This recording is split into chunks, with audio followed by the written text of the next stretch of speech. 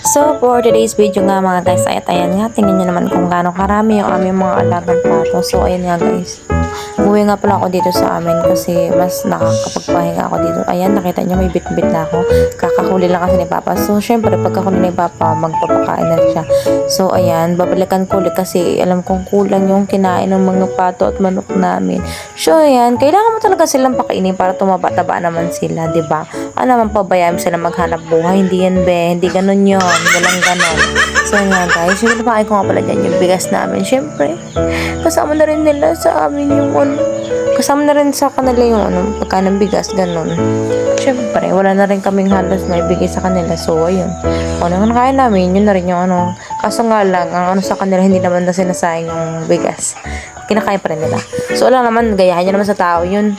Nakakainin na lamang din yung bigas, hindi na isasayang. So, ayan nga, yung mas bibigyan ko rin dito yung bagong inakay namin, yung bagong kakapisa lamang na pato. So, yan. Siyempre, maliliit pa yan. Alam ko naman, ibigay ko dyan na yung mais. Guys, dinabulunan yung mga pato na yan.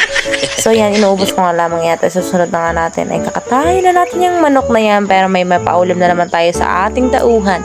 Kasi nga, guys, kaya kami magkakati ng manok. Kasi nga, papabilad kami ng palay. So, ayan nga, guys. Siyempre, bago ko naman, kukulong muna natin yung manok na yan para hindi makatakas. Wala ka ng laya, B. Ayan. So, yan. Ginawa ko nga lang pala dyan, guys. Dinaganan ko nga lang pala ng, ayan, ng screen. Hindi ko alam po anong tawag dyan. Basta yun. Parang cart, ganun, guys. So, yun nga, guys. Syempre, ayan. Papakita ko sa inyo. Ayan siya. O, ganyan lang siya. Tinakpang ko lang. Tapos nilagyan ko ng bato. So, yan. Syempre, bago naman tayo magsimula magluto, syempre, kailangan ko muna linisin yung lababo. Syempre, alam naman magsimula ka na marumi yung paligid mo, diba? Syempre, linisin muna natin yan para mas maganda mamaya. So, alam nyo mga guys, ganyan ako magugas ng plato. Kasi kaya namadali kasi, guys, ayoko din ng, alam nyo ba, nangangamoy yung yung plato, tsaka baso, ganun. Namumuo yung sabon kasi mahirap lang kami. Bareta lang yung gamot namin sabon dito sa pagliligpit. So, yun nga guys, binilisan ko na kasi nga, para, tanghali na din, kailangan na din talaga makaluto. So, ayan. Ayan makikita niyo kung ganyan ang maghugas guys. Talaga lang. Masipag ako, walang ganon. Hindi ko lang alam kung masipag ako sa inyo pag ako naging asawa nyo. Ay, nakarating sa pag-aasawa. Lagot tayo kay Papa niya. So, yan nga guys, sinasabon ko talaga na maigi yung paghuhugas. Ayan. Sinasabunan ko talaga na maigi yung mga kutsara. Kasi ayoko talaga sa guys sa lahat. Yung malansa pa yung plato, yung madulas pa yung baso, tas nakikita mo nagmamatika-matika. Ew, yeah. Arte naman te. So, yan nga guys. Dapat pag nagugas ka ng plato, dapat malinis talaga. Tsaka, dapat may nakahanda ka na agad na tubig para hindi mamuo yung mga sabon-sabon, lalo na kung barita na sayo pa ako, diba? Ganyan lang magugas guys. Sobrang madaming sa So, yun nga guys, pasensya na kasi nagahugas. Ay, day by then. So, ayun na, syempre, kasama din yung matatangkal dito. Sabi kasi sa ni Mama, wag lang daw yung kung alin yung makita. Alam nga naman. Syempre, pag kung alin yung makita ko, yun lang talaga hugasan ko. Kung lang maghanap ako, diba? Ay, palaban sa magulang na. Hindi ganon. Magbaga na tayo guys. So, ayan. May sumunod ko lang takip. So, yun nga guys, syempre, kaya ako nag-aasikaso dito sa bahay kasi nga wala dito sila mama. Malayo sila kasi dumalo sila ng autikin ng kuya ko doon sa Manila. So, higit 2 weeks or 3 weeks na silang wala dito. So, kaya ginagawa ko na lamang ay inuwihan ko dito si Papa kasi siya lang mag-isa dito. Syempre, alam nyo na guys, halos kagagaling-galing na din ni Papa sa sakit. So, kailangan ko yan. Baka ano pang mangyari kung hindi naman natin sa hinihiling. So, yun nga guys. Syempre, ako yung mabuting anak at ayan nga, ako nag-aaral ko kay Papa. Ayoko din naman ng bago-uwi ko dito ay, di ba, ang dumi ng bahay. So, ayan, syempre, naglilinis tayo guys para may pakinabang tayo dito sa earth. So, yun nga guys, yung gripo namin, ayan, yung container na lagay ng mineral. So, hindi nga pala mineral yung laman yan guys. Baka sabihin nyo naman, maksaya ako sa Hindi yan mineral. Galing yan sa aming, yung hinukay na balon na nilagyan namin ng tubo para magkaroon ng purpose ng tubig. So, ayan nga guys. So, kaya yan ang ginagamit kong container na yan kasi nga wala pa kaming tangke ng tubig guys. Mahirap lang talaga kami as in. So, ayan. At nakakalungkot pa guys, alam nyo ba, yung aming sinasaka doon sa pakala 3 hectares ay nadali pa ng ilog. So, bali 1 hektarya yun natanggal. Tapos may tanim pa yung guys sa pali ha. Tapos alam mo ba yung pumunta kami doon nila mama papa, yung habang kinakalas namin yung mga yero, tapos sinahakot namin nila mama yung mga gamit, nakikita namin yung palay namin na nahuhulog na lang kasama doon sa natitibag. So, alam nyo guys, nakakalungkot yun. Tapos yung kubo namin guys, alam nyo ba, hindi pinuntahan siya namin ng Friday. Tapos, Sabado kasi, yun na yung simula ng luwas ni mama. So, Friday, pinuntahan namin, tsaka nagkakot kami ng mga gamit, ng mga yero, kasi ayaw nga namin na masayang yung mga gamit namin na pinundan doon. So, ayun guys, yung kubo na yun, as in, matagal na. Bali, ano pala siguro, high school, grade 7, mga ganun guys. So, ayun, so, marami siyang memories sa amin. Tapos, sa isang iglap guys, pagbalik namin ni Papa nitong last Sabado, ganun. Nitong last week, or yung ganun. Last time, ewan pa, daming alam eh. Yun, basta yun. Pagbalik namin ni Papa, ayun, wala na yung kubo. Ayun, hindi namin alam kasi, pero nagsabi doon na yung kubo namin gumulong-gulong. Pero, hindi naman namin na-expect na ganun yung mangyari talaga, mawawala na rin mismo. Alam niyo ba guys, yung tubo ng aming bumba doon, nandoon pa din, nakatayo doon sa may gitna ng ilog, alam niyo. Sana nga guys, pinapanalangin ko na sana bumalik uli yung lupa namin kasi hindi pa kami nakakatapos sa pag-aaral. Hindi pa kami nakakabawi kala Papa. So, ayan nga guys. So, balik na tayo dito sa topic natin. Ayan. Siyempre, tapos tayo magugas ng mga plato. Alam mo na yung pinaglapagan mo ay hahayaan mo lang nakatiwangwang dyan. Siyempre, hugasan mo rin yan. Gusto ko malinis yung lababo para iwasan. Alam nyo guys, itong bahay kasi namin, open yan. Open sa lahat. Oo, mapabisita. Yan, yung mga kaibigan mo, mga ganan. Basta open yan. Pati manok, aso. Dyan din yan sila. Alam nyo ba guys, pag nandyan kami, nandyan din yan sila. Nakikinig din yan sila. So, yan o, diba? Next naman ay guys, ay magpe-prepare na nga pala tayo para sa pagluluto natin mamaya. So, isipin nyo guys kung ano yung lulutuin natin. Ayan, may luya, may sibuyas, at saka bawang. So, dinagdagan ko nga pala yung sibuyas kasi masarap kapag maraming sibuyas. Mas malasa yung niluluto natin guys. So, yan, syempre, babalta ko muna isa-isa. So, na natin ito sibuyas. Ayan. Huwag mo akong paiyakin, be. Huwag mo akong paiyakin. Masakit yan sa mata. Alam nyo ba guys, ayan, yung kapatid ko, matakaw dyan sa sibuyas na yan. Alam nyo ba?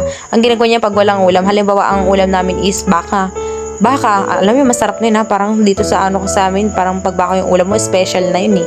Yung ganun kasi mahal yung karin yun dito guys. So, higit ano yata yun, 500, parang ganun. Yung rate ko lang ha, 500 ha. Pag ganun yung ulam namin, yung kapatid ko, hindi ako makain, pero ang lakas be ng tama be. Kumakain ng karne norte, CDO. Di ba baka din yun? Ay, hindi ko alam kung anong meron sumasok sa utak nun. So, alam nyo ba guys, ang inuulam yun? Kapag baka yung ulam namin, ang inuulam ng kapatid ko ay sibuyas na may toyo. So, yan lang yung kanya guys, parang pinakasos niya. Sibuyas na may toyo. Alam mo, solve na yun yun pag may ganyan. Lalo, alam nyo ba guys, minsan pag may sardinas, yan, nilalahok niya yan. Tinatadtayan niya na maraming sibuyas. Ay, parang sarap na sarap eh. Kaya yung aking kapatid ay tabang-taba. Ay, tingnan nyo lamang, hindi na yata lalaki yung aking kapatid na yun eh. 17 years old pa lamang, ay naku, hindi na yata lalampas sa akin yung sabi kasi nila.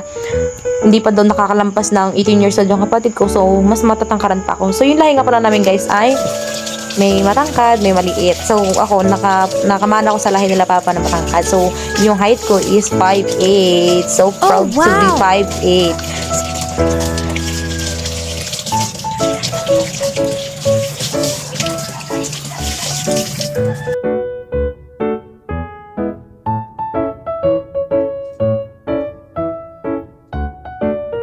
So, yan nga, sinet aside ko nga muna tong sibuyas, bawang at saka luya. So, susunod ko tong salay. So, tatanggalin natin yung ugat guys kasi hindi naman na natin sasama yan. Siguro yung ugat na yun, pwede siguro ilagay gamot pang maintenance ba, pang inom-inom yun. Pang mga gusto siguro mga anti-UTI, sa may mga ubo, sipon. So, yan, pwede yan siguro.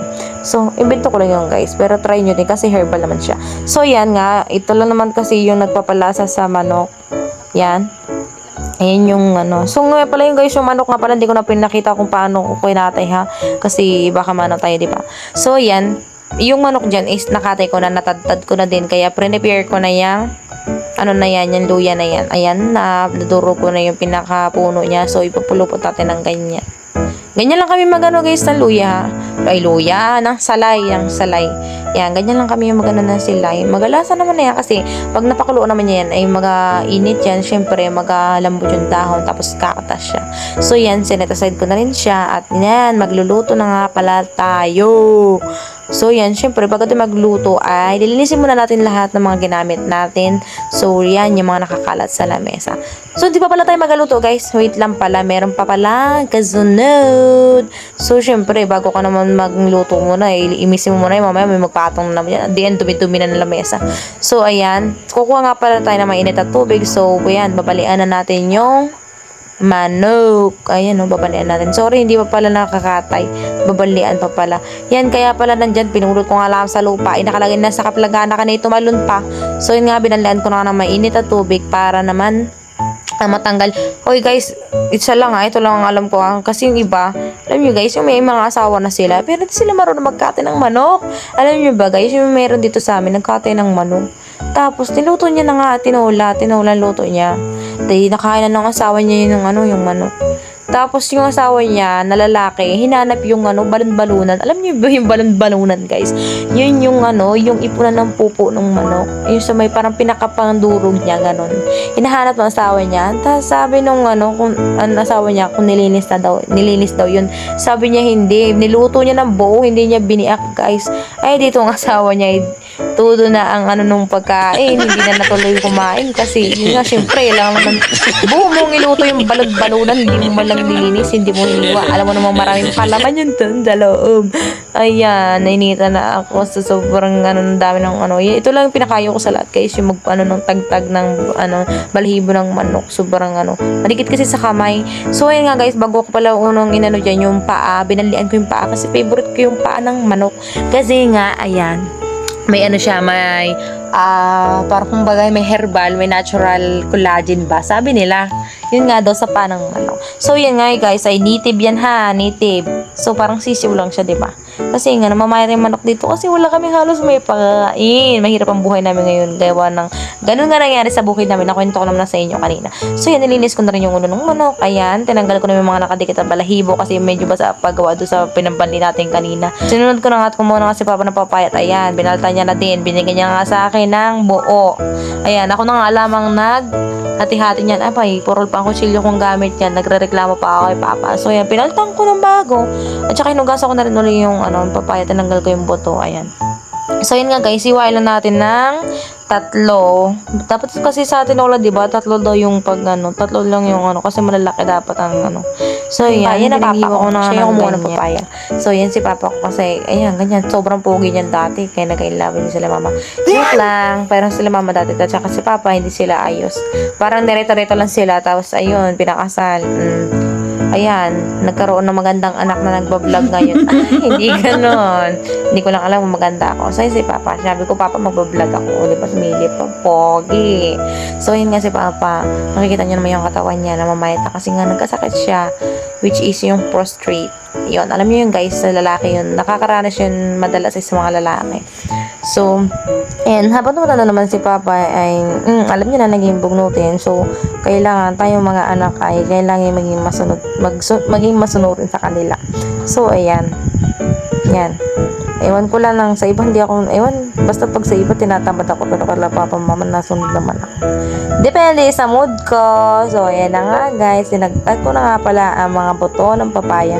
Yan, kasi makati daw yan guys, yan. Tinanggal ko. Tsaka madagtay yan. Alam mo nang isapaw mo ng ganyang kalaki yan doon sa may lulutuin natin mamaya. Oh, kompleto na ha. May luya na, may sibuyas, may bawang, may salay, at may papaya. So, alam nyo na yung lulutuin natin guys ha. Mag-ready kayo doon ha. Tingnan nyo yan mamaya. So, ayan, ang hirap magkwento sa na ito. Ang haba-haba talaga. Ay, kung alam nyo ba guys, so sinimula ko talaga at pinakita sa inyo lahat kung paano ako nagkain ng manok. Ay, abutin tayo ng 100 taon ay iwan pa dito sa video na ito. Bakit ko naisipang i-vlog to? Nabubulol na ang neneng nyo. I-vlog tong video na ito. So, ayan. Narito tayo ngayon. Ayan, diba? Ay, nako, nakakapagod na magsalita, guys. Ay, hindi ko seryoso. Kung suko na, paano ba naman ay nilagyan lamang ng puluhan ay wala pang tali ng gumat, nag-aangat-angat. Abay, pag tunting tad-tad mo lamang ay nag-aangat-angat. So, yun nga guys, ganyan ginagawa ko sa papaya, guys, para madaling lutuin. Sabi nila, para daw mabilis lumambot. So, yan, ganyan. Bago ko siya tinadtad. Tatatarin ko siya ng mga 3 or 4 kasi malalaki naman yung hiwa ko sa kanila. So, ganun daw dapat sa tinola. Hindi naman yung parang pang nag-adobo din ba kayo ng papaya, guys. So, kami ganun. Pag wala kami yung ulam, nag-adobo kami ng papaya. So, yan. Pwede din naman na tinolang papaya. Lagyan mo din lang siya ng luya. Kung gusto mo na may medyo kulay-kulay, lagyan mo ng konting dahon ng sili or malunggay. So, ayun guys. Sa mga gustong yung walang manok pero gusto magtinola. Ayan. Pwede yan. Papaya lamang, guys. So, ayan nga, guys. Inimis ko na nga uli yung pinagbalatan ko ng papaya at pinagtatagan ko ng buto. Magluluto na tayo. Ayan na. So, yan. Naglagay na ako ng mantika. Then, pinainit lang natin yung mantika. Pag alam nyo nang mainit yung mantika, so ilalagay na natin yung luya. Kasi yung luya, medyo medyo matitigas. So, yan muna. Medyo matagal siya magpula-pula. So, yan. Pag naamoy nyo na yung aroma ng luya, so isusunod na rin natin yung sibuyas. Ayan. Susunod na natin yung sibuyas. So, pag naman yun na rin yung aroma ng sibuyas, syempre, isunod mo na rin yung bawang alangan naman ng iwanan mo pa yan. Dapat sama-sama yan, kompleto yung lagi sila. Pantagtag ng lansa. So, ayan. Mas gusto ko kasi guys na marami yung panggisa ng ganyan, no? Kasi, mabango ba siya guys, tapos yung lasa niya ibang-iba. So, yan, ginisa ko na nga rin pala yung manok. Ayan.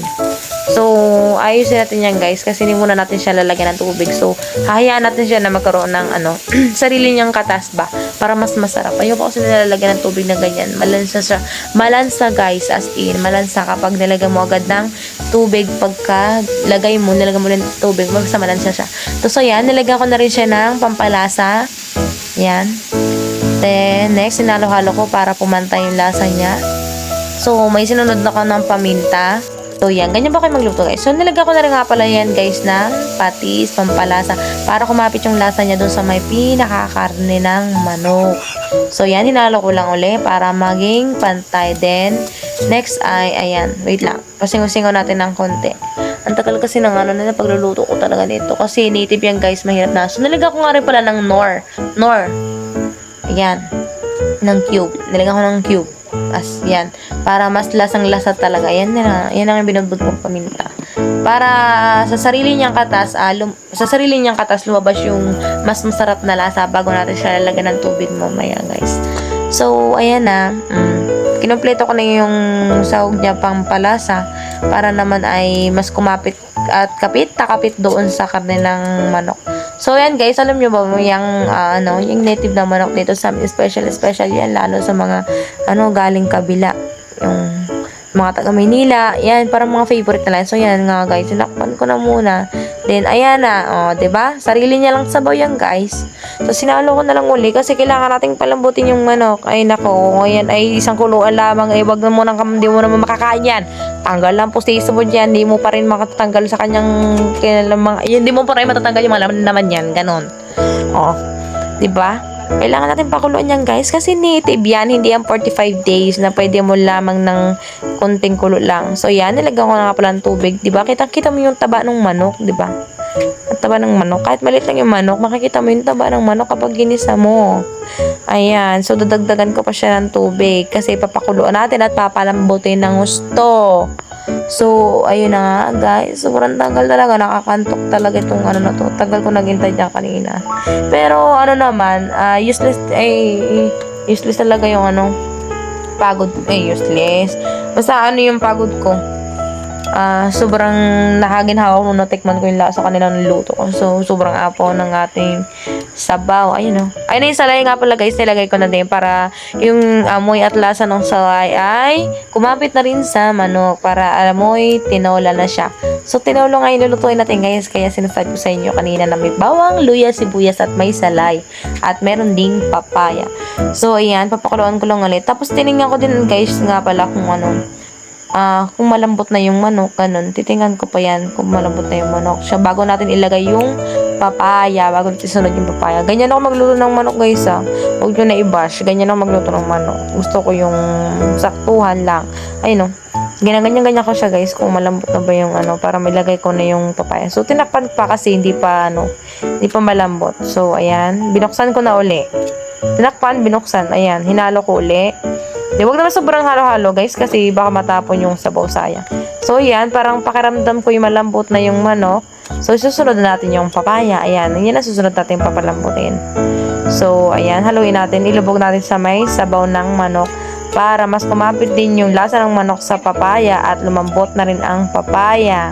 Yan, tinakpan ko na din. Then, mga few minutes, ayan, binuksan ko uli para tingnan kung malambot na yung papaya. So, yun nga guys, malambot na yung papaya. So, susunod natin yung may susunod tayo mamaya. Nagkuha nga pala ako ng daon ng sampalok guys kasi mas masarap pag yung tinola, ayan o. Mas masarap yung tinola pag medyo maasim-asim. Tapos may mga dahon-dahon. Yung tinola lamang, papaya lamang. Wala mo lang dahon-dahon.